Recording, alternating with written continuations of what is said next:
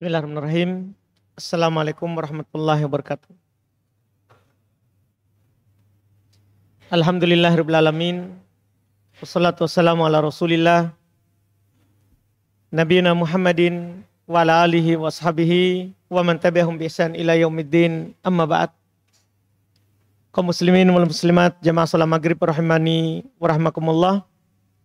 Alhamdulillah, kembali pada malam hari ini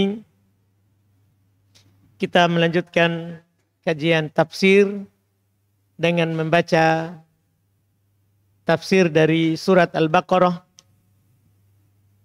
Kita di malam hari ini akan membaca ayat 19-20 dan ini dua ayat terakhir terkait dengan orang-orang munafikin.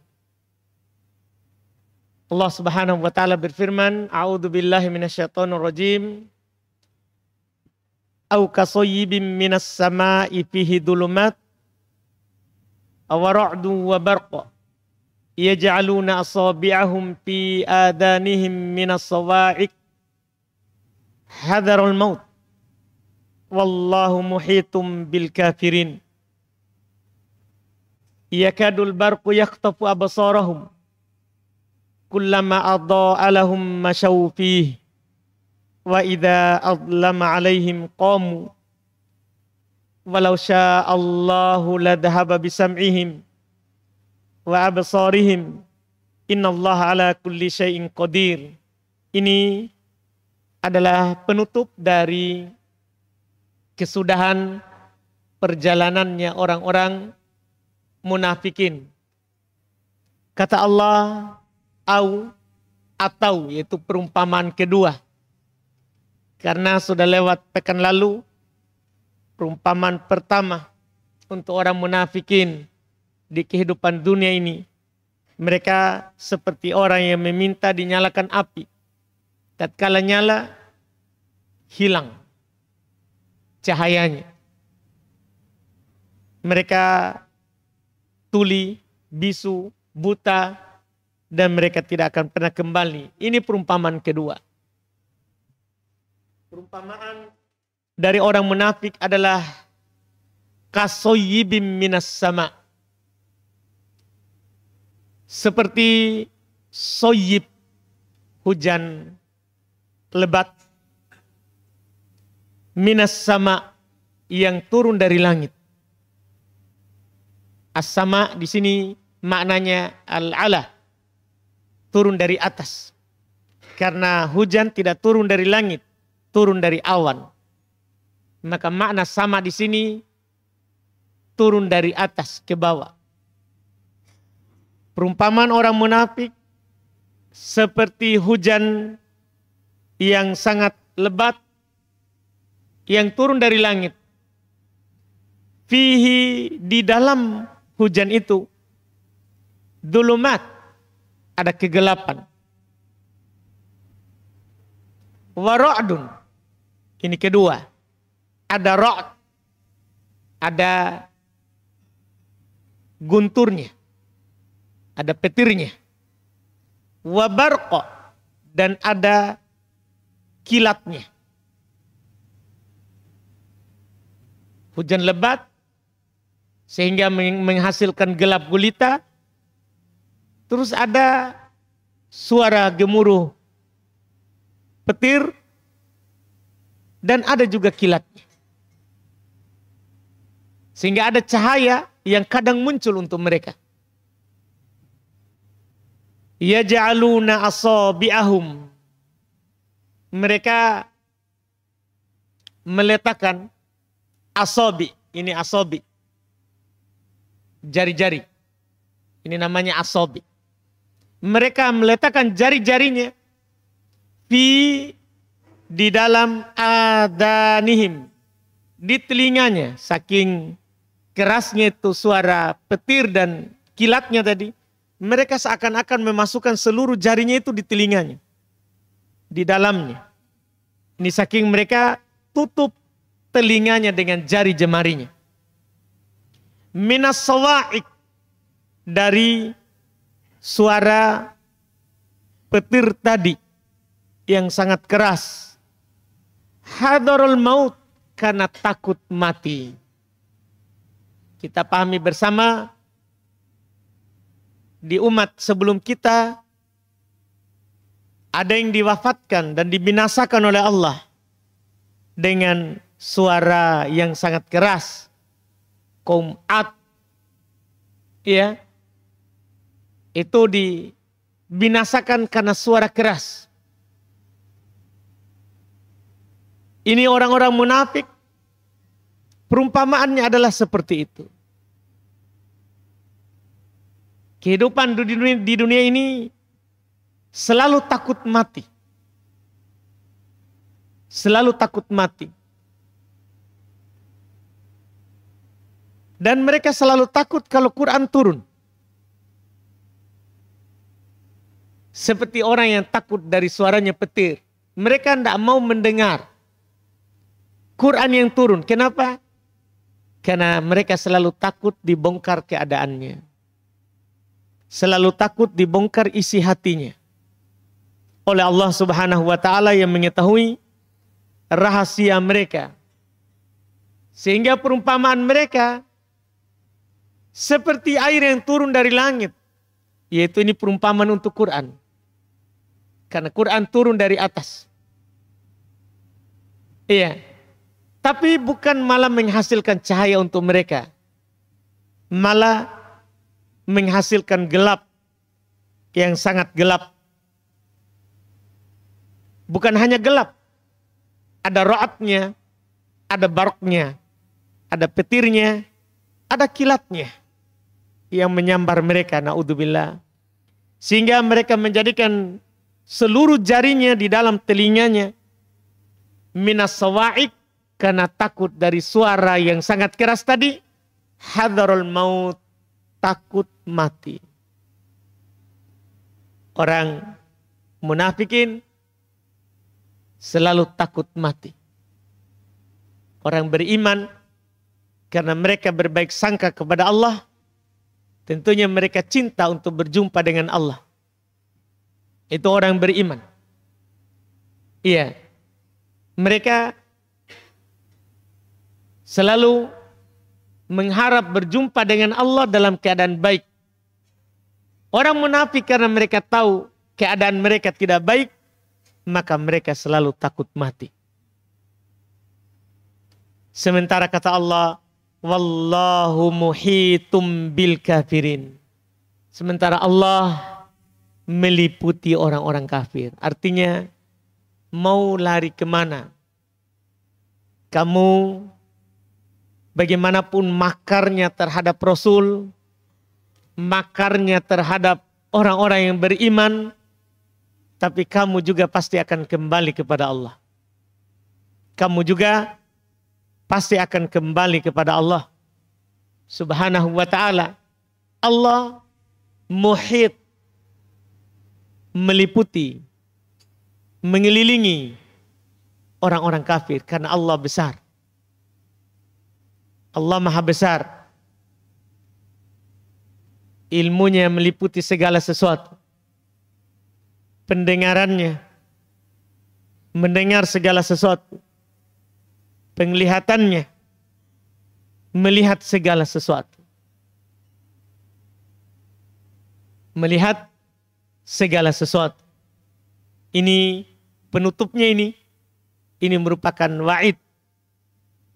Ancaman terhadap orang-orang munafik. Silakan bersembunyi. Allah meliputimu. Allah mengetahui apa yang tersembunyi dalam dadamu. Allah Subhanahu wa ta'ala melihat apa yang kamu lakukan di belakang Nabi, di belakangnya orang-orang yang beriman. Allah lihat yang kamu lakukan sebelumnya. Ketika berjumpa dengan orang beriman berkata, kami beriman. Allah tahu hatimu. Tapi ketika berjumpa dengan orang kafir, kami bersama kalian. Allah tahu gerakanmu itu.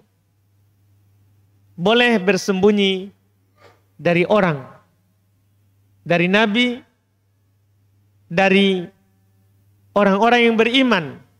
Tapi tentunya kamu wahai orang munafik tidak bisa bersembunyi dari penciptamu yang di tangannya itu hatimu. Karena hatinya orang munafikin dan hatinya seluruh makhluk itu berada di tangannya Allah.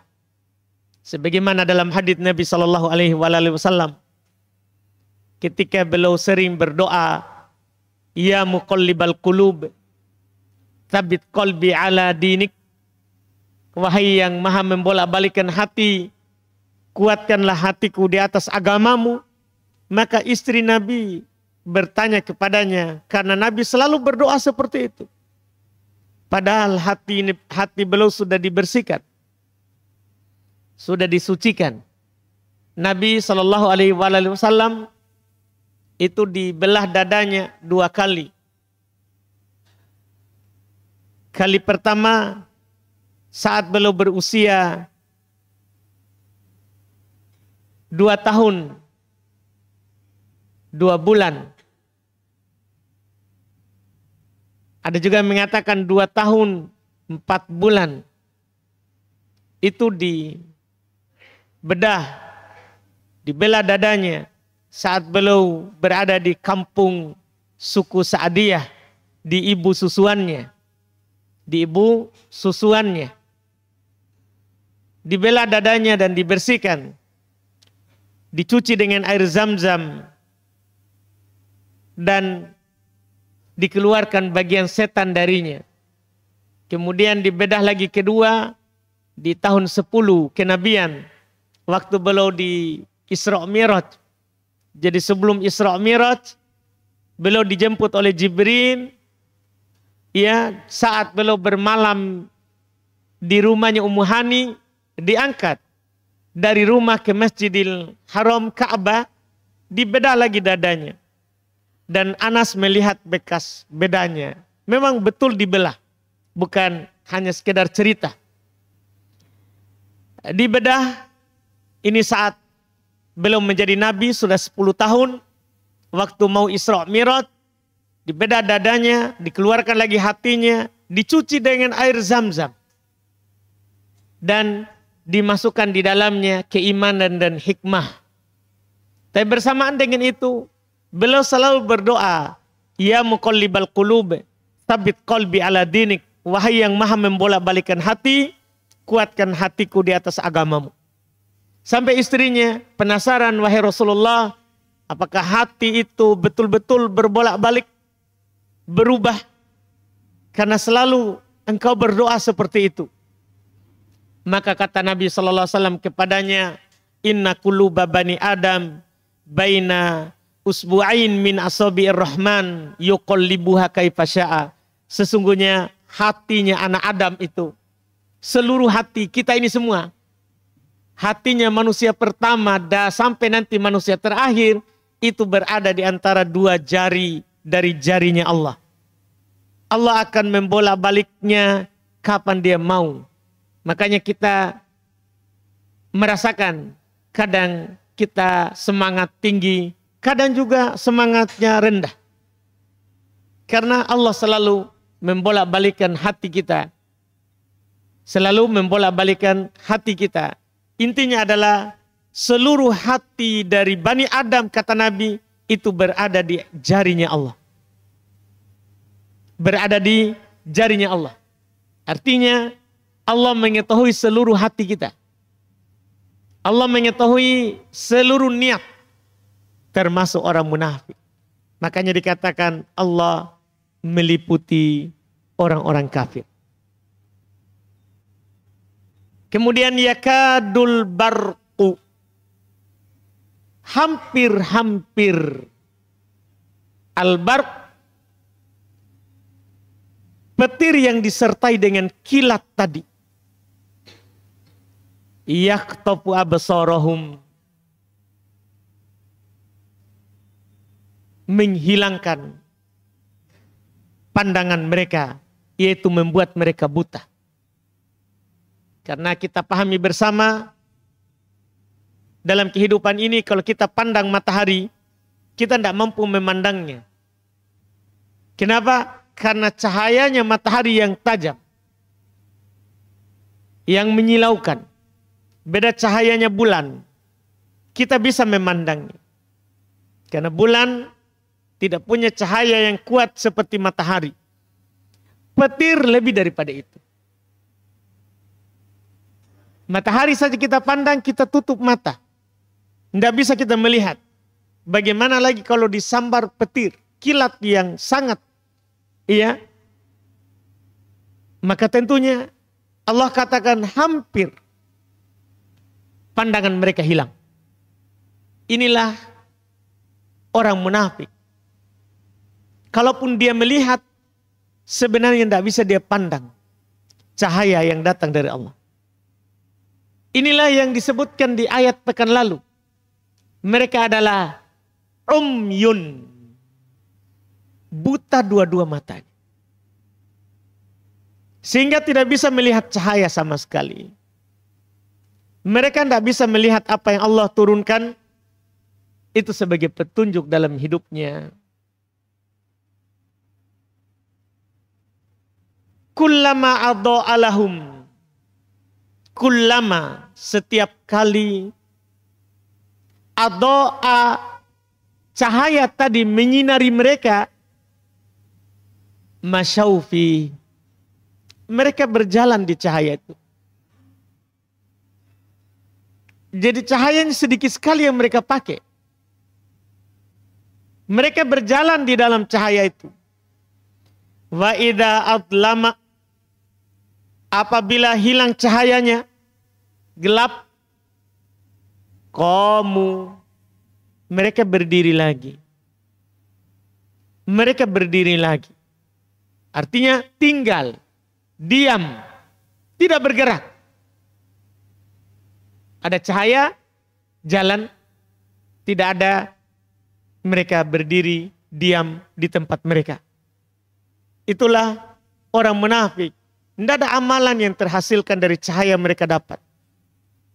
Beda orang beriman.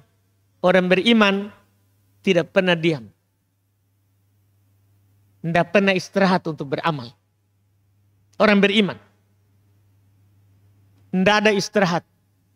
Karena mereka kalau tidak mampu melakukan sebuah amalan, mereka mengganti dengan amalan lain yang mereka mampu. Karena Nabi SAW telah mengingatkan mereka, orang-orang beriman, alaikum bima tutikun. Wajib bagi kalian beramal dengan apa yang kalian mampu saja. Iya. Tidak boleh berlebihan. Kita orang beriman harus selalu mengukur diri kita. Ini saya kalau lakukan ini mampu atau tidak. Bisa nggak istiqomah? Itu orang beriman. Karena orang beriman bukan amalan yang dia dilihat darinya. Bukan. Tapi yang dilihat adalah bagaimana niatnya. Bagaimana semangatnya dalam beramal. Bagaimana semangatnya dalam beramal. Karena kita, bagaimanapun kita bersungguh-sungguh untuk mengamalkan syariat ini, makin tinggi semangat dan keinginan kita untuk mengalahkannya, maka kita tidak akan mampu untuk mengalahkannya. Iya. Nabi yang mengatakan begitu. Walan yushaddadin illa ghalabah. Tidak ada orang yang berlebihan dalam agama ini kecuali pasti dia kalah. Pasti kita yang kalah. Tidak ada yang mampu untuk mengamalkan semuanya. Makanya Nabi SAW katakan, idza amartukum bi amrin fa'tu minhu mastata'tum. Kalau saya perintahkan kalian terhadap sebuah perintah, lakukan semampunya saja. Yang mampu dilakukan, lakukan. Yang tidak mampu dilakukan, niat saja. Niat saja. Yang penting sudah ada niat. Yang penting sudah ada niat. Adapun praktek dalam amalan sesuai dengan kemampuan. Kata Nabi SAW, la taglu fi dinikum. Jangan kalian gulu berlebihan dalam agama kalian. 3 orang pernah datang ke rumah Nabi yang menanyakan bagaimana ibadahnya Nabi di hadits Bukhari Muslim. Sehingga mereka berkesimpulan bahwa kita harus melebihi Nabi. Sehingga salah seorang dari mereka berkata, adapun saya akan berpuasa terus setiap hari. Yang satunya lagi bilang, adapun saya akan sholat malam 1 malam penuh, tidak akan tidur kalau malam. Yang satunya bilang, adapun saya tidak akan menikah, karena itu akan mengganggu dari fokus beribadah kepada Allah. Maka Nabi SAW menegur mereka dengan teguran keras. Beliau naik ke mimbar dan beliau berkata, inni atqakum lillahi wa akhsyakum. Saya ini orang yang paling takwa kepada Allah dan paling takut kepada Allah. Tapi saya bangun sholat malam juga tidur. Saya berpuasa juga berbuka. Saya menikahi perempuan. Ini kata Nabi SAW. Dan beliau berkata, faman rogiba an sunnati falaysa minni. Siapa yang benci terhadap caraku dalam beribadah kepada Allah, yaitu sholat, ada juga tidurnya. Puasa, ada juga berbukanya. Menikah juga. Bukan berarti mau fokus ibadat tidak menikah. Siapa yang membenci sunnahku, maka bukan dariku. Maka bukan dariku. Ini semua adalah anjuran supaya kita tidak berlebihan. Supaya kita tidak berlebihan. Cuma bersamaan dengan itu, orang beriman itu tidak ada namanya istirahat. Memang hanya dilarang berlebihan.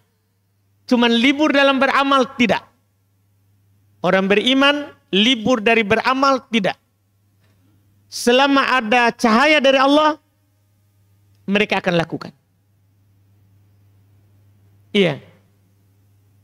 Sebagaimana yang digambarkan oleh seorang anak muda yang pertama sekali masuk Islam dalam sejarah Islam. Abdullah ibn Mas'ud. Dia adalah anak muda yang pertama sekali masuk Islam. Dari kalangan dewasa, ya anak muda. Kalau anak kecil, Ali bin Abi Thalib. Kalau laki-laki dewasa, Abu Bakar. Perempuan dewasa, Khadijah. Dia berkata, la rohata lil mu'min illa fil jannah. Tidak ada istirahat bagi orang beriman kecuali di surga. Jadi orang beriman itu istirahatnya nanti kalau di surga. Tidak ada libur kalau kita dalam Islam untuk beramal. Orang munafik tidak. Orang-orang beriman berjihad, oh mereka bersih bajunya. Pakaiannya bersih. Penampilannya rapi. Kenapa? Karena kalau datang seruan jihad, mereka akan banyak beralasan. Ada yang begini, begitu. Banyak alasannya. Bahkan mereka bersumpah di hadapan Nabi. Dengan sumpah dusta. Dengan sumpah dusta. Itu orang munafik. Tapi kalau orang beriman, ada ajakan seruan jihad, dia tinggalkan tempat tidurnya. Iya. Dia tinggalkan keluarganya. Mereka pergi berjihad. Meninggalkan kenyamanannya karena ketaatan kepada Allah. Karena keimanan mereka kepada Allah Subhanahu wa taala dan percayanya mereka kepada Nabi Muhammad sallallahu alaihi wa ala alihi wasallam. Kita mungkin pernah mendengar kisahnya Julaibib yang menikahnya saja setengah mati menikah karena beliau orang miskin, juga tidak gagah. Rasulullah melamarkan untuknya seorang perempuan yang cantik dan dari keturunan orang kaya. Orang tuanya, perempuannya tidak mau menerimanya karena miskinnya itu Julaibib. Tapi putrinya menerimanya. Dia bilang, ketaatan kepada Rasulullah. Ini Rasul melamar, masa kita tolak? Rasul melamarnya untuk Julaibib, sahabatnya yang miskin itu. Orang tuanya itu perempuan menolaknya. Bahkan dia berkata, Julaibib yang melamar dengan ucapan tidak menerimanya. Tapi ketika putrinya mendengar, kita terima saja karena ini Rasul yang melamar. Lihat ketaatannya. Dia sudah tidak melihat lagi harta, dia tidak melihat lagi fisik. Taat kepada Rasul. Ini perempuannya. Tapi Julaibibnya wajar juga diterima. Akhirnya menikah, singkat cerita menikah. Orang tuanya ikut apa yang dikatakan oleh anaknya. Menikah, belum lagi malam pertama, qadarullah seruan jihad. Langsung dia pergi. Dia tinggalkan itu istrinya yang dia memang ingin menikah dengannya. Bahkan dia minta Rasulullah melamarkannya. Tapi saat sudah menikah, sudah akad, seruan jihad. Langsung dia tinggalkan, keluar. Dan tidak kembali besoknya. Meninggal.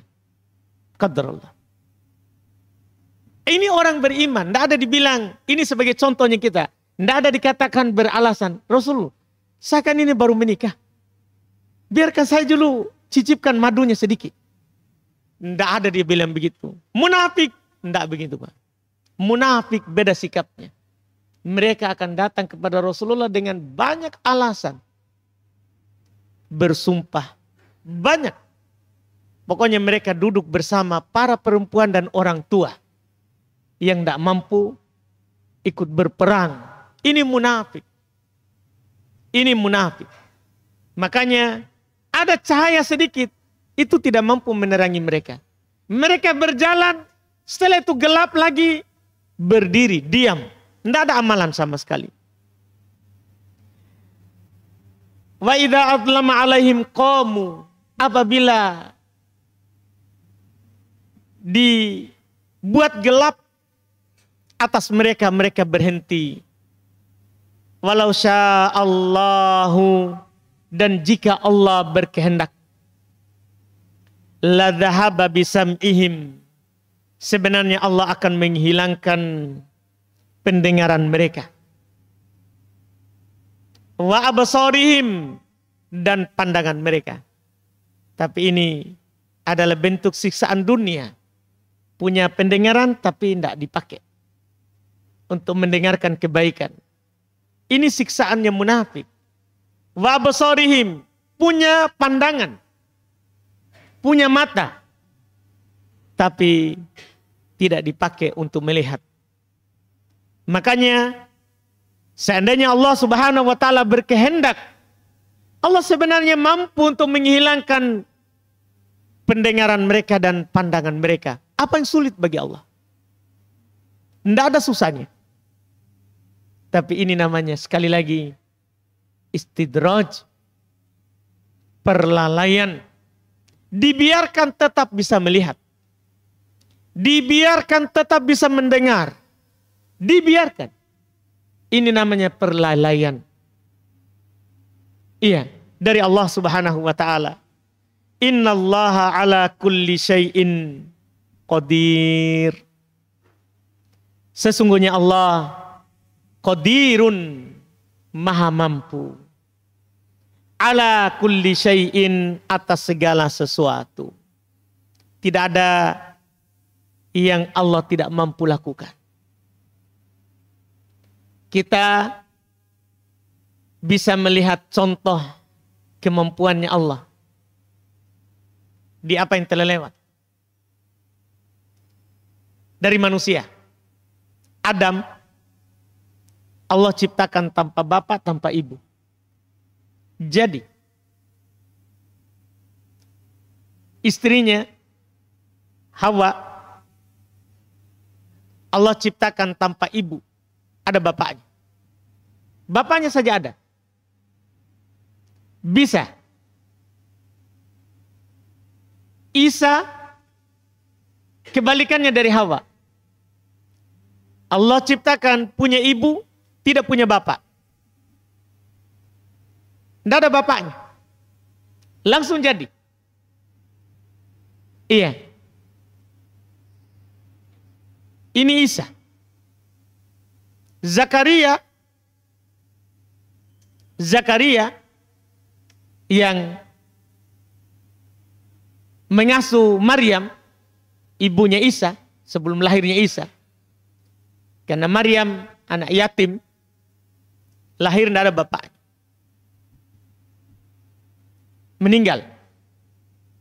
Maka diasuh oleh Zakaria. Dalam keadaan Zakaria tidak punya anak. Dia sudah tua, istrinya mandul. Dia yang bilang begitu, wamro'ati akhir, istriku adalah mandul, tidak bisa mengandung.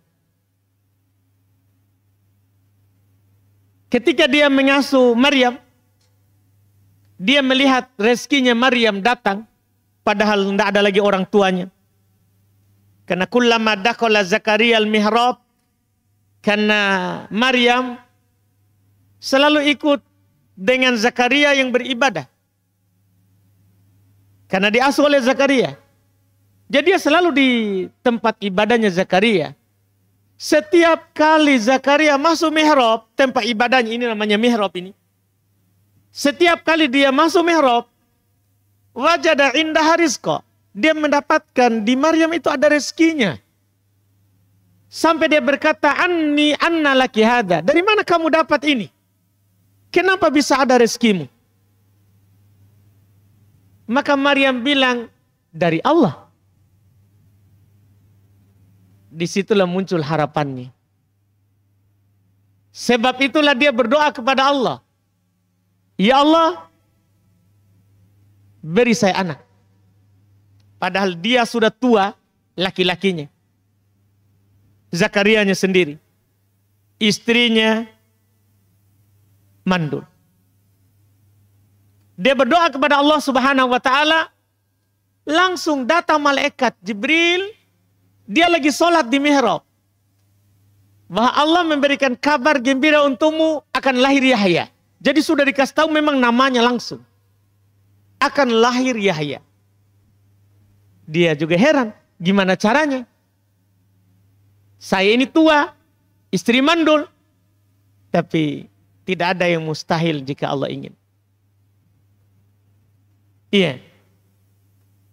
Makanya ketika juga Maryam, kemenakannya ini, dikatakan oleh Jibril, kamu akan mengandung. Walaupun kamu tidak pernah disentuh. Karena Maryam juga sendiri mengatakan, gimana caranya saya punya anak? Walam yamsasni bashar. Saya ini tidak pernah disentuh oleh laki-laki. Maka malaikat berkata, qala kadzalik. Kadzalikillah. Demikianlah Allah. Idza arada syai'an. Jika menginginkan sesuatu tinggal bilang kun fayakun. Tinggal bilang jadi maka jadi langsung. Iya. Maka pasti akan jadi. Artinya kenapa ini bukti bahwa Allah Subhanahu wa taala ini penutup ayat. Ala kulli syai'in qadir. Maha mampu atas segala sesuatu. Tidak ada yang tidak mampu Allah lakukan. Tidak ada yang tidak mampu Allah lakukan. Jika dia berkehendak, tidak ada yang bisa menahannya. Jika dia berkehendak, tidak ada yang mampu menahannya. Inilah Allah Subhanahu wa ta'ala. Dan ini adalah penutup tentunya yang sangat bagus sekali.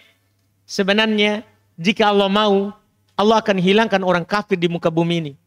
Jika Allah mau, Allah akan hilangkan orang munafik di muka bumi ini. Tapi itu adalah ujian. Itu adalah ujian. Ujian untuk orang yang tidak taat dan ujian untuk orang yang taat kepada Allah Subhanahu wa ta'ala. Dengan ini kita sudah selesai ini dari 3 golongan pertama dari golongan manusia. mukmin, kafir, dan munafik.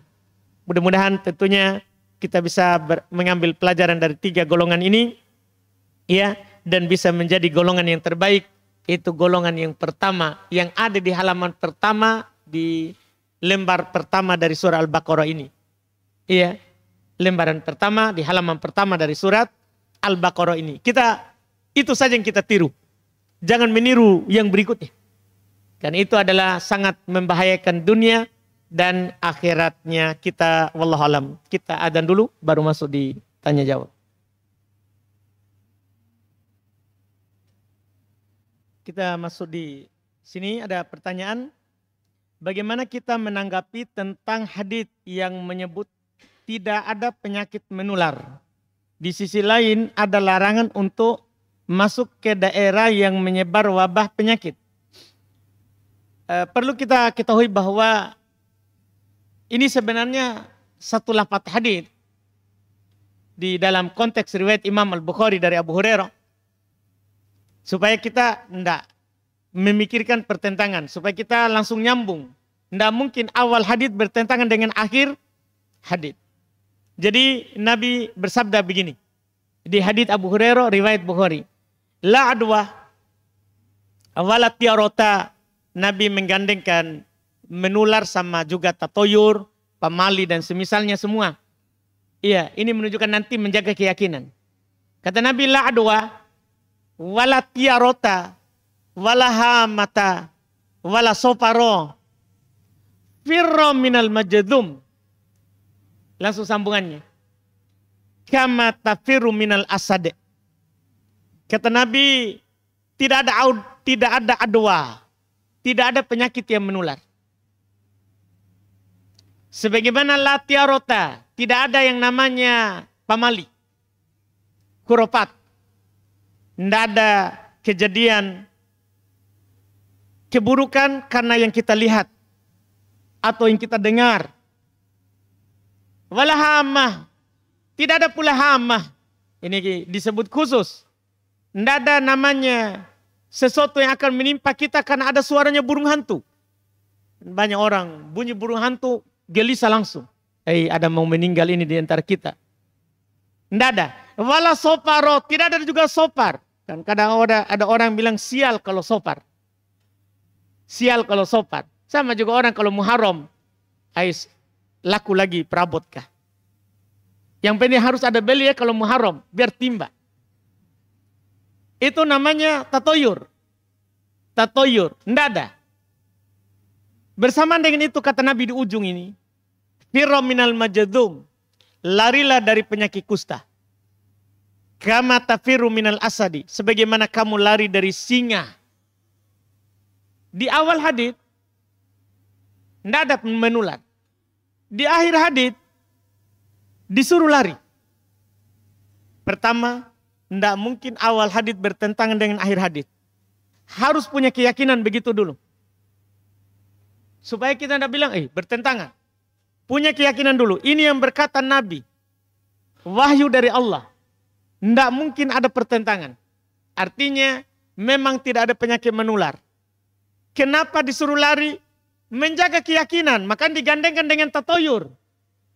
Tatoyur kan masalah keyakinan. Pamali itu tadi. Masalah keyakinan. Sopar, burung hantu. Itu kan masalah keyakinan. Menghindar dari orang sakit. Bukan karena menular. Tapi jaga keyakinanmu. Jangan sampai sebentar kamu sakit. Kamu tuduh sakit karena orang. Bukan karena penyakit dari Allah. Jaga keyakinanmu. Sakit itu karena Allah. Makanya saat Nabi ucapkan hadits ini. Tidak ada penyakit menular. Maka seorang Arab Badui berkata, ya Rasulullah, fama balu ibili. Dia, mungkin kita juga akan protes. Kenapa kita disuruh lari? Saya juga batuk karena ada orang batuk. Iya, ini paling viral waktu corona kemarin. Iya, berkelahi terus kita dengan ini. Iya. Jadi, ketika Nabi bilang tadi itu, seorang Arab pedalaman, antum tahu kan orang pedalaman, kurang ilmu, adab juga kurang, Kadang mereka bertanya kepada Rasulullah, dia cekik lehernya. Mau ditanya. Jadi mereka berani bertanya kepada Rasulullah. Ya Rasulullah, terus gimana ontaku? Ontaku. Kenapa ontanya? Takunu firramal ka'annahad diba. Dia, onta saya semuanya seperti kijang. Tahu kijang? Bersih kulitnya, tidak ada cacat. Fayatil ba'ir al-ajrab. Datanglah onta yang penyakit kulit. Fayadkhulu bainaha. Maka masuklah di tengah ontaku tadi yang bersih. Fayujribuha. Maka onta-ontaku pada sakit kulit. Pernyataan terus terang dari ini. Kan Nabi bilang tidak ada menular. Masalahnya ini Rasulullah kejadian nyata. Pasti antum juga bilang begitu. Nah, saya bergaul dengan orang batuk, saya juga batuk. Kan kadang kenyataan begitu. Ini orang Arab pedalaman. Jadi kasus tak sekarang sudah di masa Nabi ada dibicarakan. Cuma bedanya dulu onta, sekarang kita. Iya. Jadi dia bilang, ontaku ini sehat. Datang onta yang tidak sehat, penyakit kulit. Wah, semua penyakit kulit ontaku. Itu pernyataannya. Tapi Nabi bertanya saja kepada dia. Dengan satu pertanyaan dia tidak bisa lagi menjawab setelah itu. Kata Nabi, faman a'dal awal. Siapa yang membuat sakit itu yang pertama? Kalau kamu meyakini bahwa ontamu sakit karena adanya onta itu tadi siapa yang kasih sakit? Maka pasti jawabannya siapa? Allah. Kalau dia akan jawab, onta yang sebelumnya, berarti akan sampai ke ontanya Nabi Adam. Tidak ada habisnya begitu. Kalau begitu, tidak ada orang sakit karena turun penyakit dari Allah. Semuanya sakit berarti karena adanya apa? Orang sakit. Tidak. Sebagaimana penyakit yang pertama itu turun dari Allah. Memang lagi ada virus. Yang turun dari langit. Bukan kita sakit karena adanya orang di dekat kita. Memang lagi ada virus dari langit. Iya, yang turun. Maka di sini bisa kita kompromikan. Kenapa disuruh lari? Itu tadi menjaga keyakinan. Jangan sampai kita sakit, langsung kita tidak bersabar atas takdir Allah. Langsung kita tuduh orang di sekitar kita. Gara-gara kaum ini, saya sakit. Itu kan kenyataan. Padahal biar di mulut tak itu, hidung tak di dekatnya orang batu, tidak sakit tonji. Kalau memang tidak ditakdirkan. Cuman menghindar ke jangan tahu pergi simpah hidung tadi situ. Sebentar sakit malah kita bilang, wah betul kata dokter, selesai masalah. Tidak terjaga lagi keyakinan tak. Tidak terjaga lagi keyakinan. Akhirnya ada takdir. Bukan Allah yang takdirkan. Tapi orang itu yang takdirkan. Oh bahaya ini. Pokoknya syariat kita adalah menjaga keyakinan. Syariat kita menjaga keyakinan. Itu komprominya. Itu adalah komprominya. Wallahualam. Apakah akikah termasuk wajib mendatangi undangan saudara seperti walimatul urus? Ya sama. Karena hadisnya memang umum. Tidak ada disebutkan nikah. Hadisnya adalah hakul muslim alal muslim situn. Haknya muslim terhadap muslim yang lain ada 6. Di antara yang disebutkan adalah ijabatud da'wah. Menjawab undangan. Di sini tidak disebutkan undangan apa. Menunjukkan umum. Semua undangan selama tidak ada maksiatnya wajib kita hadiri. Selama tidak ada maksiatnya wajib kita hadiri asalnya. Iya, nanti kita digugurkan dari kewajiban itu kalau kita punya udzur syar'i. Kalau kita punya udzur syar'i, wallahualam. Bismillah, insyaallah besok akikah anak kami hari ke-7. Masya Allah, barakallahu fiik ilmuhu bilakum. Pertanyaan saya Ustadz, apakah boleh akikah tanpa adanya si bayi? Katakanlah dirawat di rumah sakit. Ada syarat seperti usia atau fisik kambing berikutnya ya. Tidak harus ada bayinya. Tidak harus ada bayinya di situ. Baru kita akikah. Tidak. Bahkan walaupun bayinya, qadarullah misalnya ada seorang lahir anaknya kemudian meninggal, tetap sunnah akikah. Walaupun dia sudah meninggal. Jadi akikah itu tidak harus ada bayi di situ di tempat acara. Tidak. Tidak ada keharusan begitu. Karena Nabi Sallallahu Alaihi Wasallam cuma mengatakan siapa yang kelahiran bayi, diberikan rezeki bayi, anak, keturunan, maka kalau dia mau akikahkan, maka akikahkanlah. Untuk laki-laki 2 kambing, untuk perempuan 1 kambing, disembeli di hari ke-7. Disembeli di hari ke-7. Tidak dipersyaratkan orangnya ada di situ, bayinya. Adakah syarat seperti usia atau fisik kambing untuk akikah? Iya, seperti kurban. Kambing yang disembeli di akikahan adalah kambing yang dipersyaratkan dalam kurban. Yaitu kalau kambing usia setahun penuh paling rendahnya. Genap 1 tahun masuk tahun kedua. Itu usianya. Boleh jantan, boleh betina. Kemudian tidak boleh ada cacat seperti hewan kambing kurban. Tidak boleh buta, tidak boleh pincang, tidak boleh kurus, tidak boleh sakit. Persis. Persis. Seperti hewan yang disyariatkan untuk dikurbankan. Apa saja sunnah yang dianjurkan di hari akikah? Sunnahnya adalah tadi potong kambing, memberi nama, mencukur rambutnya kalau bisa. Iya, dimungkinkan.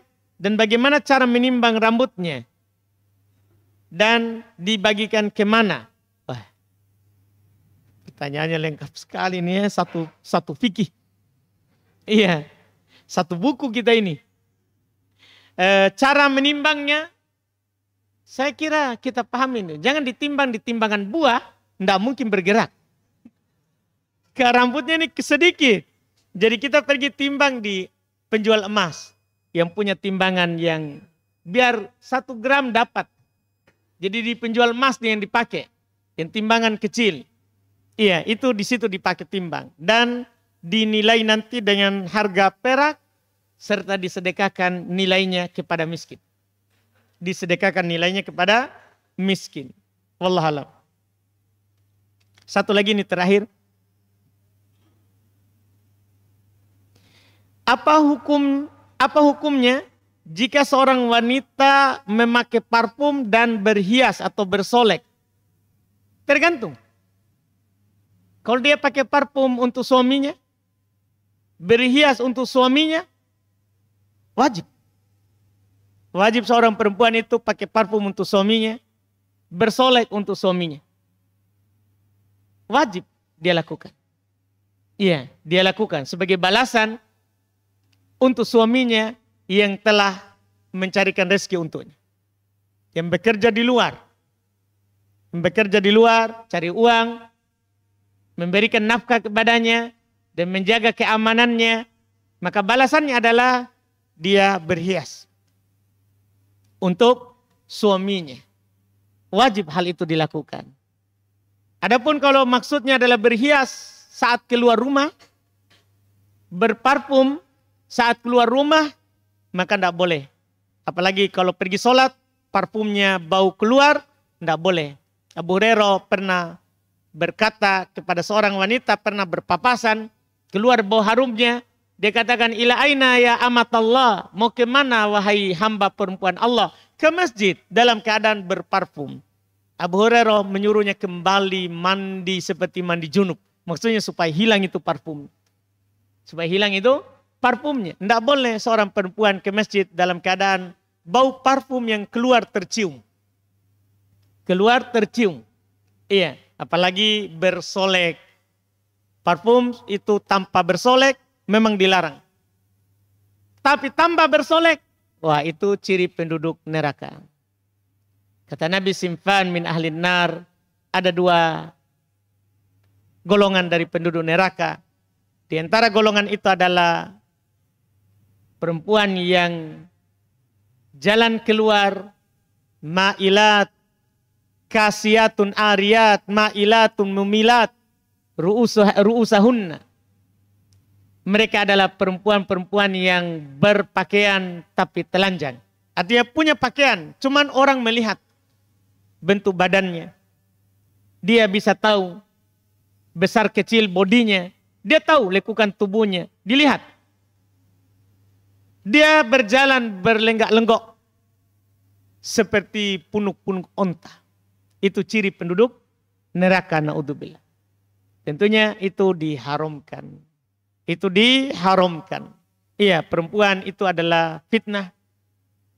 Berucap saja, kalau dia ngomong ada laki-laki lain, maka tidak boleh dia ngomong kepada suaminya seperti dia ngomong di rumahnya. Tidak boleh. Dia ngomong biasa di luar. Karena nanti akan muncul tamak, muncul syahwat dari orang yang punya penyakit terhadap dirinya.